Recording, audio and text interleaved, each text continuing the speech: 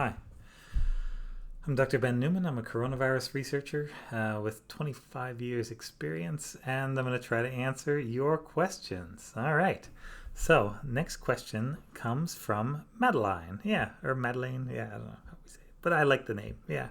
I think it's one we considered for our daughter. Yeah. Hi. Hi. Let's see. Does Dr. Ben think there's any connection to a breastfed baby developing eczema after the mom received the AstraZeneca vaccination? Short answer, no.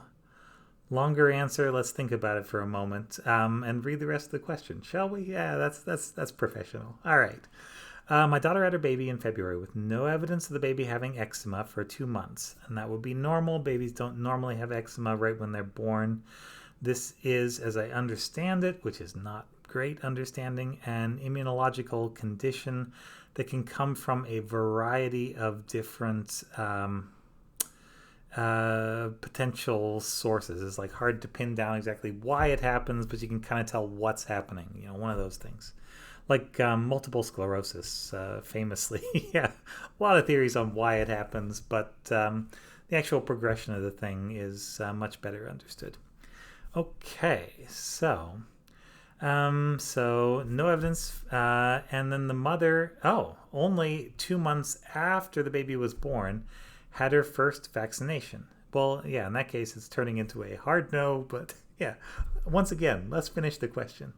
Let's see. Within 2 days of that vaccination, the baby developed a rash. At first, they thought it was prickly heat, but it worsened, and I don't know my different rashes, and I suspect that may be something where it's not as tightly defined as it may first appear.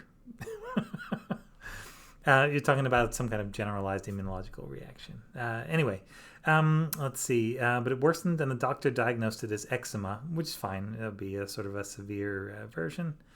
The baby has it pretty bad. Oh, that's too bad. Yeah. And I wondered if there's any chance it could be connected in any way.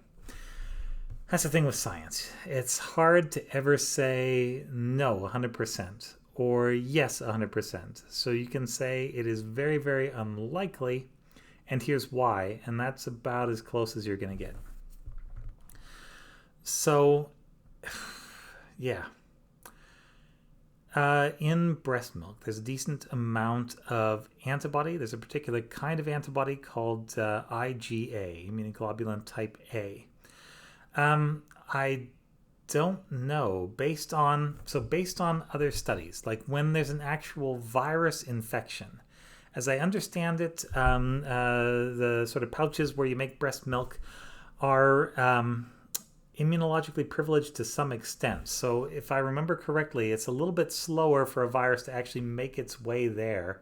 And in this case, I'm not saying that there's a virus in there. That's unlikely, and that's not what we're dealing with anyway. We're dealing with a vaccine that comes in a little tiny virus shell. So it would probably be slower than the 2 days. And so I think even if it was something, I think the timing is what probably rules this out and suggests that it's something else.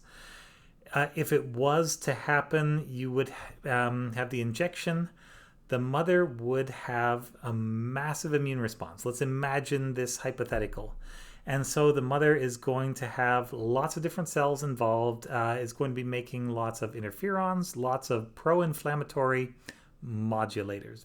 Fancy words for various things that certain classes of white blood cells produce when they are provoked. We think, as far as we understand, that these are the main drivers of some of the side effects that you see from vaccination. It's actual activation of immune cells, and this is also the reason why they break up vaccines into multiple doses. So give you 2 small doses, you get lower side effects, but you get better overall protection.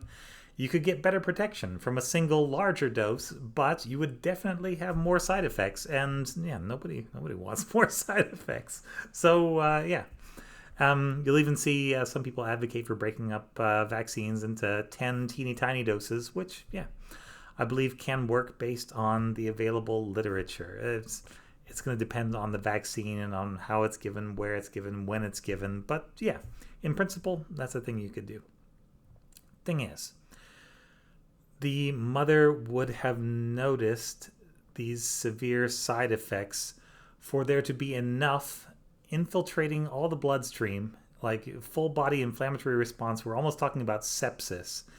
If that was the case and the mother was actually hospitalized with the side effects, then I would have thought that doctors may want to check the breast milk, but you would have had to check it right back then and see if some of these pro-inflammatory modulators, these little white blood cell chemicals and little proteins, had got into the breast milk. I think the answer would be that you are unlikely to get enough in there to have the desired effect. And then the other thing is that these are chemicals and proteins that would have an effect if they went directly into the baby's bloodstream, and they don't do that. Yeah, breast milk, yeah, goes into the baby's throat and then stomach and then intestines and then out.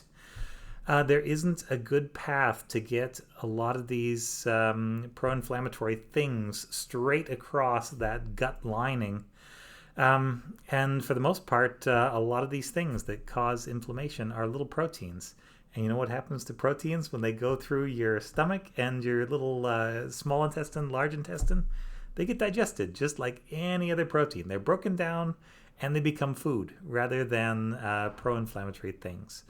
So there are some potential exceptions, but in general, no, there's not a real good way that this could happen or that this would be expected to happen. So that's a very long way of saying, no, I think it's something else and it's unfortunate. And yeah, but I think it's probably not the vaccine. So maybe that's comforting. I don't know. I certainly hope it is. And there have been enough pregnant women and breastfeeding women. We're well over 100,000 in the U.S. database right now who have not reported any side effects on the baby like when it was inside them when they were vaccinated.